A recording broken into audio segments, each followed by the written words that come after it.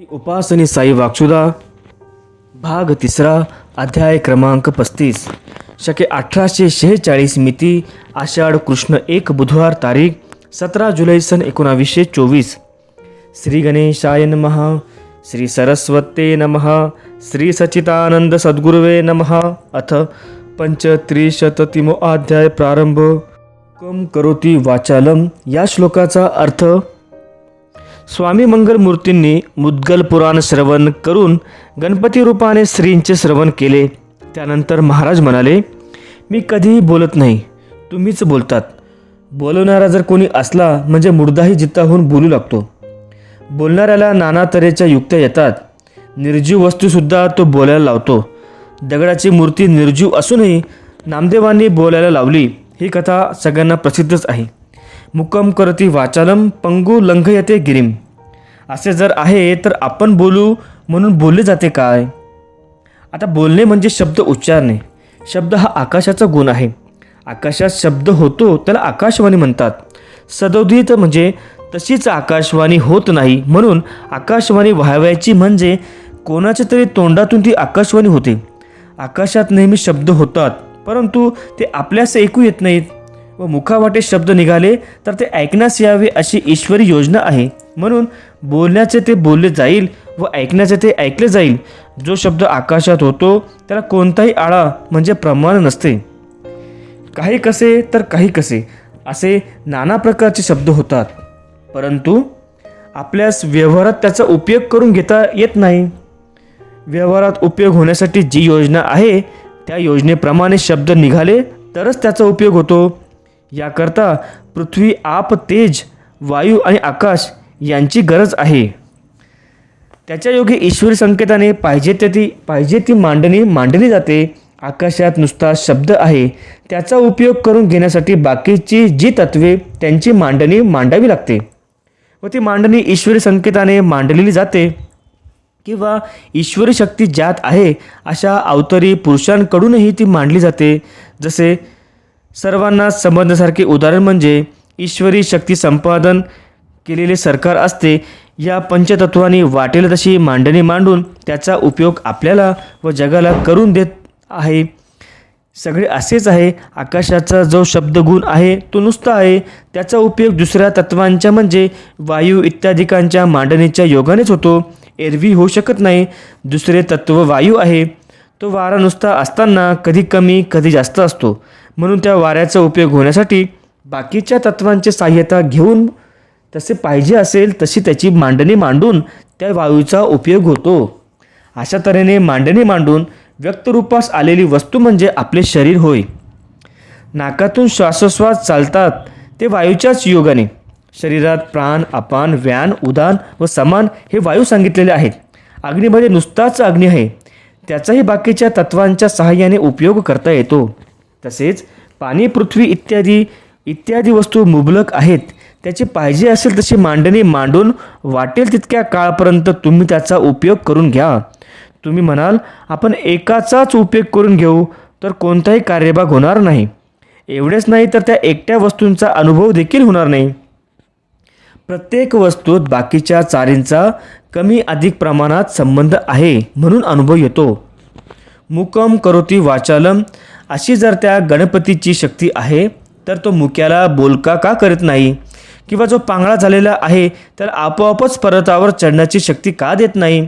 या श्लोकाचा खरा अर्थ असा आहे की बोलणारे आणि चालणारे ही ज्यांची जन्मता स्थिती असूनही ज्याने परमेश्वरासाठी मुकेपण आणि मौनव्रत घेतले किंवा परमेश्वरासाठी एकच ठिकाणी बसण्याचा नियम ज्याने घेतला, अशांना तो भगवान गणपती साक्षात परमेश्वराची जी वाणी त्याच वाणीने वाटेल तितके बोलाव्यास लावतो. आणि एके ठिकाणी बसणारा जो असेल त्यालाही बसल्या ठिकाणी वाटेल तिकडून फिरून येण्याची परमेश्वरी शक्ती देतो. हाच या मुकम करोतीचा अर्थ समजावा. म्हणून मौनव्रत धारण करण्याचे विशेष महत्त्व आहे की ज्या मौनव्रताच्या योगे प्रत्यक्ष भगवान जो त्याच्याबरोबर बोलण्याचे आपल्याला सामर्थ्य येते व तोही आपल्याशी बोलतो. तसेच ठाईच बैसुनी करा एक चित्त असे जे तुकाराम महाराजांचे म्हणणे आहे, त्याचप्रमाणे एके ठिकाणी बसून ज्याने पांगळेपणा घेतला आहे त्याला परमेश्वर शक्ती देऊन तो बसल्या ठिकाणीच त्याला हिंडवतो. सद्गुरू तरी ज्यांच्यावर कृपा करायची तो हातापायाने वगैरे सर्व इंद्रियाने चांगला असूनही, मुकाबधीर नसूनही त्याचे वाचेने पायाचे वगैरे इंद्रियांचे सर्व व्यवहार बंद करतात. याबद्दल कबीरांचे गाणे आहे. आखनमो अंधो कानमो बहिरो पाओ पंगुल कर डारा ज्ञान का शूल मारा गुरुने वगैरे हे पद सच्चिदानंद भजनावलीत पाहून घ्यावे. आता व्यवहारामध्ये जे मुकी किंवा जे पांगळे असतात ते आपल्या दृष्ट कर्माने झालेले असतात, बरोबर. त्यांना तो बोलते किंवा चालते करीत नाही. मग बोलते किंवा चालते देवाने करण्यासाठी जर तो तशा रीतीचे पुन्हा सत्कर्म करील आणि ते कर्म पूर्ण होईल तरच ते कर्म त्याला कदाचित बोलते चालते करील. उपभोग्य वस्तू ही कष्टाने मिळवली पाहिजे. पार्ट सेकंड, उपभोग्य वस्तू ही कष्टानेच मिळवली पाहिजे. कोणतीही उपभोग्य वस्तू जी आहे ती आपल्या कष्टाची असावी लागते. ज्या वस्तूपासून सुख मिळवणे आहे, ज्याच्या योगाने आपल्या सुख आहे असे ठरवले असेल त्या वस्तू समाधान देणाऱ्या होतात. प्रत्येकास एकच वस्तूपासून सुख होत असते असे नाही.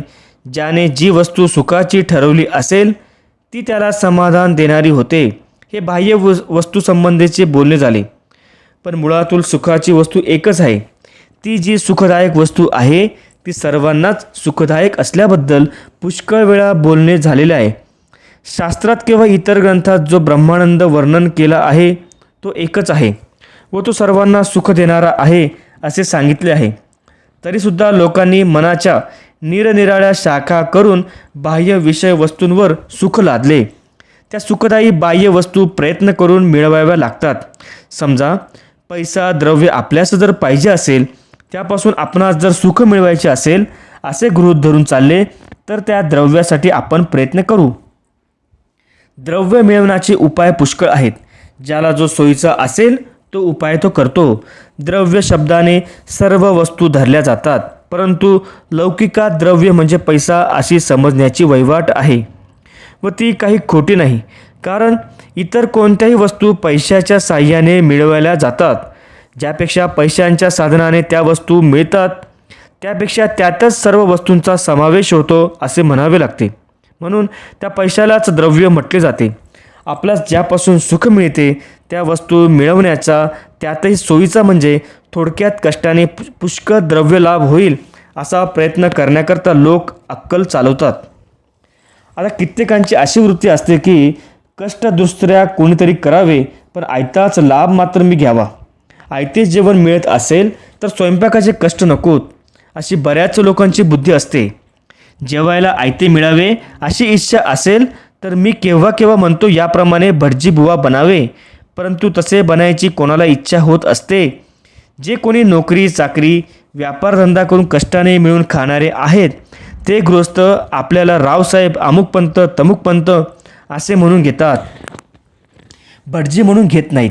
कारण भटजी बुवा म्हणजे आयते बुवा, परान्नम पुष्टी वर्धनम अशी त्यांची वृत्ती असते. ही वृत्ती चांगली नाही. परक्यांचे आयते अन्न खाणं फार वाईट आहे. परान्न प्राण संकट असे ठरले आहे. तरीसुद्धा भटजी लोकांना गुतुकल्या भुतुकल्या पाहिजेत. त्यात थोडे देखील कमीपणा नको. शिवाय त्या आयत्या पाहिजेत, कष्ट नकोत. हा प्रकार काशीत गेले म्हणजे चांगला अनुभवास येतो. ज्यावेळी आम्हाला काशीत जाण्याचा प्रसंग आला त्यावेळी मी एकटाच येथून निघालो. बरीच मंडळी बरोबर येण्यास तयार झाली होती, परंतु मी म्हणालो माझ्याबरोबर नको, ज्याला येणे असेल त्याने नंतर यावे. लोक म्हणाले तुम्ही काशीस न जाता दुसरीकडे कुठे गेला तर?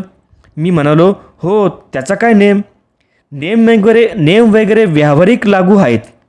कोणताही व्यवहार राहिला नाही तर आम्हाला नियम कशाला? चांगला तर चांगला. विसंगत लोक म्हणाले मग आमचे कसे होईल? मी म्हणालो जसे होईल तसे होईल. आम्हाला बापूसाहेबांनी काशीचं नेले ते साईबाबांचा किंवा ईश्वराचा संकेत असेल की बापूसाहेबांना काशी यात्रा घडावी, किंवा साईबाबांचा दुसरा काही संकेत असेल, किंवा काही अदृष्ट योगही असेल. 4 मंडळी बसली म्हणजे काहीतरी बोलतो त्याप्रमाणे होईलच किंवा करावे असे नाही. 4 मंडळी जमले म्हणजे मला त्रास होतो. तुम्ही त्रास द्याल तर मी कुठेतरी चालला जाईल. असे केव्हा केव्हा मी म्हणत असे. त्यावर लोक म्हणतात, बाबा तुम्ही कुठे जाल हे आम्हाला सांगून तरी ठेवा, म्हणजे आम्हाला इच्छा झाली तर आम्हीही येऊ. यावरून मी कुठेतरी जाईन, काशीच किंवा वाटेल तिथे जाईन असे शब्द निघाले. यावरून बोभाटा झाला की बाबा काशीत जाणार. जो तो विचार करू लागला व पत्रेही येऊ लागले. आपण काशीत जाणार हे ऐकून आनंद झाला. आमच्याकडून शक्य ती सेवा घडावी अशी इच्छा आहे. कित्येक येऊन म्हणू लागले की बाबा आपल्यास काशीत जाण्याची गरज नाही, परंतु आपल्या योगे पुष्कळ लोकांस काशी यात्रा घडेल, नाहीतर मुद्दाम कोण जातो काशीला. यावर मी म्हणालो, जाईन तर मी एकटाच, असे लोकांच्या नशिबाल तर ते येतील आपले. असा विचार करून आपण जावे असे ठरवले. एक दिवस जाण्याचा ठरला. नंतर 15-20 दिवसांच्या अंतराने बाकीच्या लोकांनी निघण्याचे ठरवले. आम्ही असेच उठले की सुटले. काही बिराड नाही, पैसा नाही, तीर्थविधी करता मला काही नको असे बोलणे होऊन आम्ही काशीस गेलो. तिथे 1000-1200 लोक जमले. त्यावेळी अर्थात काशीच्या ब्राह्मणांचेही जमलेच. कितीही तूप त्यांना वाढावे व त्यांनी कितीही खावे मी त्या भानगडीत नव्हतो. एक वस्ती नसलेल्या जागेत पडून होतो. लोकांनी मला विचारले तर मी सांगितले, वाटेल ते वाटेल तितकी त्यांना खाऊ घाला. काशी विश्वेश्वर बसला आहे ते पुरे करेल. एकंदरीत काय, बरेच दिवस अन्नदान झाले. सगळे भटजी व त्यांच्या बायका लोभिष्ट व आयतोबा होते. आम्ही म्हणालो ते काशी विश्वेश्वरच असतील. लोकांनी यावे व त्यांना संतोषित करावे. इतर ठिकाणचे भटजी असेच आमंत्रण प्रिय आहेत. जर कोणी येऊन सांगितले की भटजी महाराज आमच्याकडे भोजनास यावे, तर तो विचार करतो की आपल्या बायकोची अवस्था काय, व आलेल्या गृहस्थास विचारतो की काय हो आज काय आहे. तो म्हणतो आज कुळधर्म आहे. त्यावर भटजी म्हणतात मग मेहून लागेल ना. तो म्हणतो मी मेहून सांगितले आहे. आता भटजीच ते, त्यांच्याजवळ ती विद्या असते. ते म्हणतात अहो एक मेहून सांगितले, देवीचा कुळधर्म आहे, मग नवदुर्गा म्हणून 9 सुवासिनी तर खऱ्या, निदान 2 मेहून तरी खरे. असे म्हणून तो भटजीनी आपली व आपल्या बायकोची भोजनाची सोय लावतो. सारांश, सुखसाधन ऐते पाहिजे अशी बऱ्याच जणांची इच्छा असते. काल एक नवीन गृहस्थ आले होते. त्यांना मी सांगितले की देवाच्या ठिकाणी पाहुणेपणा हळूहळू मोडला पाहिजे, नाहीतर देवाच्या घरची जी समाधान अवस्था ती मिळत नाही. तो देवाला व देव त्याला पारखा असतो. म्हणून देवाच्या घरचा पारखेपणा मोडला म्हणजे देवाचे ते आपले होऊन बसते. याकरता पारखेपणा मोडण्यास जो उपाय असेल तो केला पाहिजे. व्यवहारामध्ये पण असेच आहे. जोपर्यंत पाहुणा आहे तोपर्यंत एकमेकांचे प्रेम एकमेकांवर राहत नाही. परकेपणा मोडायचे मी 4 प्रकार सांगितलेले आहेत. देवाचे घर आपले व आपले घर पाहुण्यांचे होऊन बसेल तर कार्यभाग झाला. आपण आपल्या घरी नसतो म्हणून देवाच्या घरच्या शोधाकरता जातो. यास परमार्थ म्हणतात. ज्यावेळी आपले म्हणून काही नाही असे होते त्यावेळी आपण आहोत किंवा नाही हाही संशय असतो. असे झाले म्हणजे देवाच्या घरचा आपला परकेपणा मोडतो. कष्टाचे जे असेल ते आपले, बिनकष्टाचे ते आपले नव्हे. जर देवाचे घर आपलेसे करणे असेल तर त्यालाही कष्ट आहेत. कष्ट केले तरच देव आपलासं होईल. तुम्ही म्हणाल आमचा जो परिवार आहे तो आमचा नाही का, तर तो जर तुमचा असता तर तुम्हाला त्याचा वाटेल तितका काळ उपभोग घेता आला असता. ते सर्व आयते आहे, त्यावर तुम्ही मजा मारता. स्वकष्टार्जित जे असेल धन किंवा इतर काही ते निरंतरचे आहे असे समजतात व असे समजावे. व आयते असते ते टिकत नाही. दुसऱ्यांचे घर किती दिवस टिकेल, ते आपले नसते म्हणून मालकाचा उपद्रव होतो. याच समजेवर एखादी नवरा बायको विचार करतात की एक घर सोडून दुसरीकडे जावे, असे आयुष्यभर कुठेपर्यंत करीत बसावे. आपल्याच मुले बाळे आहेत व ईश्वर कृपेने अनुकूलताही आहे तर सत्तेचे घर बांधावे. हे घर कष्टाने द्रव्य मिळून बांधतात व पैसा पुरेसा नसेल तर स्वतः दगडमाती उचलून कष्ट करतात. मग अशा स्वकष्टाचे घरात कोण त्रास देईल. असेच घर किंवा आणखी काही जे कष्टार्जित असेल त्यात जय होतो व विना कष्टात अपयश येते. आता एखाद्याला जर हंडा सापडला तर त्यावर तो किती दिवस चैन करेल. अशा ठिकाणी मूलबाळ नसते, कारण तेथे काही बाधा असते. जरी मूलबाळ असते तरी लोक सांगतात अरे हे विना कष्टाचे द्रव्य आहे. दान धर्म केल्याशिवाय घरात ठेवशील तर त्याचा परिणाम फार वाईट होईल. शहाणी बायको असेल तर म्हणेल एकुलते एक लेकरू आहे, कष्ट न करता मिळालेले फुकटचे धन आपल्याला कशाला हवे. परंतु मूर्ख असेल तर ती दागदागिन्यांचा हट्टे करून बसते. नवरा म्हणतो, मी दागदागिन्यात पैसे घालीत नाही, व्यापार करेन. म्हणून मुंबईसारख्या शहरी जाऊन सट्ट्यासारखा धंदा चालू करतो. परंतु ते पापाचे धन ते सर्व बुडून जाते. होते नव्हते ते सर्व सट्ट्याच्या पायी घालून घरही त्या पायी गमावतो. एवढ्यानेच भागले नाही तर कर्जबाजारी होऊन बसतो. तेल गेले, तूप गेले, हाती धुपाटणे आले. धुपाटणे म्हणजे धूप जाळायचे पात्र. त्याला एक मूठ असते व दोन्ही बाजूने पोकळ जागा असते. एका गावात एक वेडा होता, परंतु तुकाराम महाराजांसारखा देवाच्या कामात वेडा झालेला होता. कोणीही सांगितलेले काम करीत असे. त्या गावात एक मुसलमानाचे घर होते. घरची गरिबी होती. नोकर चाकर कोणी नव्हते. घरधनी बाहेर गेला होता. घरधनीस बाजारातून तेल तूप आणायचे काम पडले. इतक्यात तो वेडा घरावरून जात असलेल्या त्या बाईने पाहिला. त्याला बोलावून पैसे दिले व तेल व तूप आणण्यास सांगितले. त्याने ते रिकामे पडलेले धुपाटणे घेतले व वाण्याच्या दुकानात गेला. वाण्याने मोजलेले तेल धुपाटण्यात एका भागात घेतले व धुपाटणे उलटे करून तूप घेतले. तूप घेण्याकरता धुपाटणे उलटे केल्यामुळे तेल सांडले. ते पाहून वाणी म्हणाला, अरे तेल सांडले ना. तेव्हा तेल खरेच सांडले की काय हे पाहण्यासाठी त्यांनी धुपाटणे उलटे केले आणि तूपही सांडले. वाण्याचे पैसे तर द्यावायचे लागेलच, परंतु तेलही गेले आणि तूपही गेले. नुसतेच धुपाटणे हाती लागले. तर घरी येऊन बाईस म्हणतो, हे घ्या बाई. बाई म्हणते, अरे हे काय, तेल कुठे आहे, तूप कुठे आहे. तो म्हणतो, भांडे जसे दिले तसेच आणले. पाठथड, नवरा बायकोने परस्परास कष्टाने मिळवावे. आता सारांश काय, कष्टाचे जे असेल ते यशाला जाते. दुसऱ्याच्या कष्टावर राहण्याची बाजू जयाला जात नाही, म्हणजे त्याचा विजय होत नाही. मी लहान 18 वर्षाचा असताना एका बाईच्या येथे बरेच दिवस गेलो नव्हतो, म्हणून तिच्याकडे सहज गेलो. घरी जेवण करून गेलो होतो. बाई चुलीपाशी जेवीत बसली होती. तिचा नवरा ऑफिसमध्ये गेला होता. काही बायकांचा स्वभाव असा असतो की कोणी नसले की चोरून खावे. सुशील असेल तर भाजी भाकरी काहीही घेऊन खाते. परंतु जी पंक्ती प्रपंच करणारी असेल ती नवऱ्याशीही पंक्ती प्रपंच करते. नवऱ्यास न कळता ताजे काहीतरी गोड करून खावायचे किंवा प्रशस्त तेल घालून खमंग करून खावायचे. अशा प्रकारच्या काही बाया असतात.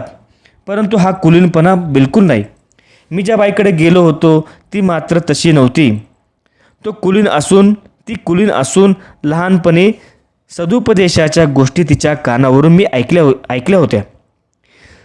नवऱ्यास जेवाव्यास घालून तो ऑफिसमध्ये गेल्यावर तिने नुसताच जेवणास आरंभ केला होता. तोंडात घास व डोळ्यावाटे पाणी वाहत होते. मला पाहून तिने डोळे पुसले व विचारले, कोणीकडे आलास, जेवण झाले काय. नसेल झाले तर जेव थोडे. मी म्हणालो, माझे जेवण झाले आहे, परंतु तुम्ही डोळे कशामुळे पुसले हे मला सांगा. तुम्हाला काय दुःख झाले काय, नवरा रागवला की काय. त्यावर ती म्हणाली, तुला काय करायचे त्याच्याशी, जेवायचे असेल तर जेव. पुन्हा तिच्या डोळ्यातून पाणी वाहू लागले. कारण विचारणारा कोणी भेटला म्हणजे हुंदका पुन्हा सुरू होतो. माझे दुःख सांगण्यासारखे नाही. पुष्कळ दिवसापासून असे होते. माझ्या आग्रहावरून शेवटी तिने सांगण्याचा प्रारंभ केला.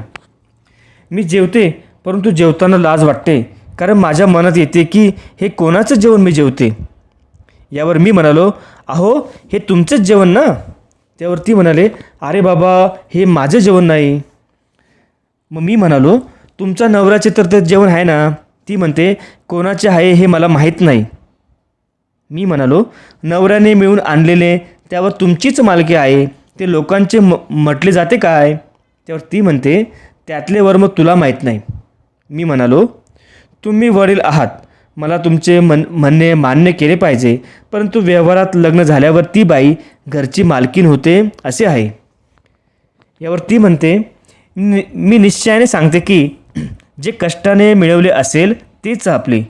हे मिळवण्यास मी काय कष्ट केले. ते बिचारे कष्ट करतात, त्यांच्या जीवावर मी आयते खावे हे मला पसंत नाही. ती बाई जुन्या चालीची होती.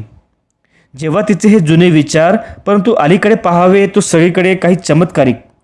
नवऱ्याने हमाली करून घरात द्रव्य आणायचे व बायकोने दागदागिने घालून आयते सुग्रास खावायचे. जरा कमीपणा झाला की खपत नाही, मी अमुक तमुक वस्तू इतक्या दिवसापासून मागते पण अजून मला मिळत नाही, काय करायचे आहे मला तुमच्या धंद्याला न पैशाला, अशा तऱ्हेची भाषाही ऐकण्यात येते. नवरा हा बायकोचा गडी होऊन बसतो. त्याने वाटेल तसे श्रम करून द्रव्य आणावे आणि बायको श्रम पडू नये म्हणून भांडी घासणे, धुणे धुणे इत्यादी कामाकरता मुलकरीण वगैरे ठेवून त्याने वाटेल तसा खर्च करावा. उत्पन्नाच्या मानाने नवरा तिला सुख देतो, परंतु तिला अशी शरम वाटत नाही की नवरा श्रम करतो व आपण आयते खातो, हे बरे नव्हे. नवरा तिला सुख देण्याचा प्रयत्न करतो, बाह्य सुखाची साधने मिळवून देतो, एवढ्यासाठीच त्या त्याच्यावर प्रेम ठेवतात. हा नवरा आहे, हा आपला देव आहे, त्याशिवाय आपल्यास देव नाही या बुद्धीने त्या पतीवर प्रेम करीत नाहीत. तर त्यांना सुखाची साधने मिळवून देण्यासाठी तो झटतो म्हणूनच त्यांच्यावर प्रेम करतात. तो बिचारा तिची सेवा करतो, तिचा गडी होऊन बसतो, परंतु हिला त्याचे काही महत्त्व नाही.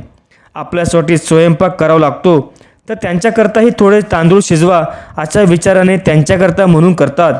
किंवा आपल्यास एखाद्या कामासाठी गड्यास कोठे बाहेर पाठवणे असेल तर जसे आपण त्याला घालून पाठवतो त्याच बुद्धीने त्या नवऱ्याला जेवू खाऊ घालून नोकरीला पाठवतात. हे सर्व आम्ही आपल्या पूर्व अवस्थेत पाहिलेले आहे.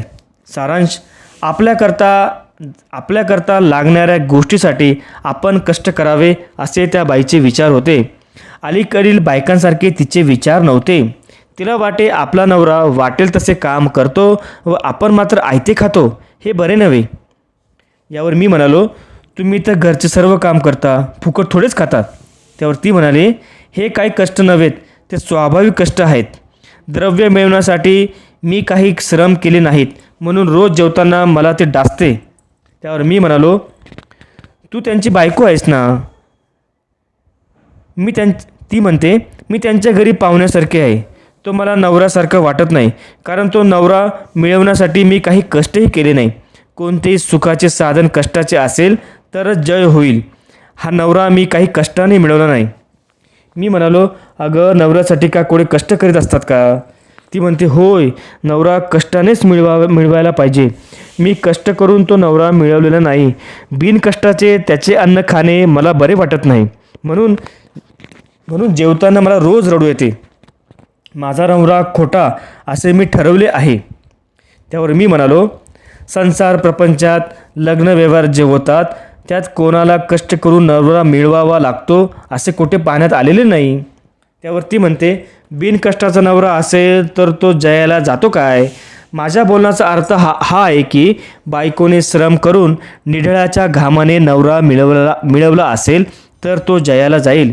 माझ्या नवऱ्याने सुद्धा माझ्यासाठी काही श्रम केले नाहीत. त्याला मी व मला तो आयतोबा आहेत. आयते काही जेवायला जात नाही. म्हणून भाकरी खातानाही बिनकष्टाची भाकरी, बिनकष्टाचा मी, कोणाच्या घरी बसले आहेत वगैरे गोष्टी मनात आल्या म्हणजे मला कान कोंड्यासारखे होते. त्यावर मी म्हणालो, असे मी कधी कुठे ऐकले नाही. ती म्हणते, लहानपणी मी आईबरोबर हरतालिकेची पोथी ऐकली होती. त्याच्यामध्ये पार्वतीला आयता नवरा मिळत होता, पण तिने तो नाकारला. मला कष्टाने मिळणारा नवरा पाहिजे असे ती म्हणाले व त्याकरता तिने काही वर्षे तप करून देह कष्टविला. शंकर प्रसन्न झाले. तेव्हा तिने तुम्ही माझे पती व्हा असा वर मागून घेतला. अशा रीतीने कष्ट करून